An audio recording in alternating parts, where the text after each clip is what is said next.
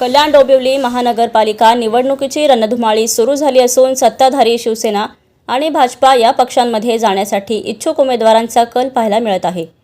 अशातच भारतीय जनता पार्टीकडून निवडून आलेल्या आणि नंतर राष्ट्रवादी शरद पवार पक्षात प्रवेश केलेल्या माजी नगरसेविका सुनीता खंडागळे यांनी राष्ट्रवादी शरद पवार पक्षाचा राजीनामा दिला आहे। राष्ट्रवादीच्या प्रदेश अध्यक्षांकडे त्यांनी हा राजीनामा पाठवला आहे। कार्यकर्त्यांच्या आग्रहास्तव आपण भाजपा सोडून राष्ट्रवादी पक्षात प्रवेश केला होता।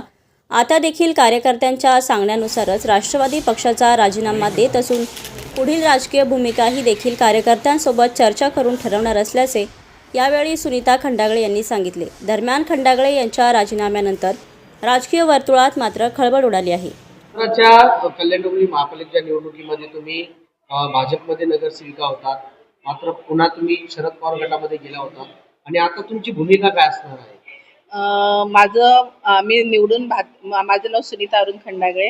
मी भारतीय जनता पार्टीमधून निवडून आली होती आणि मध्यंतरीच्या काळामध्ये काही कारणास्तव मी शरदचंद्र पवार यांच्या राष्ट्रवादीमध्ये प्रवेश केला होता।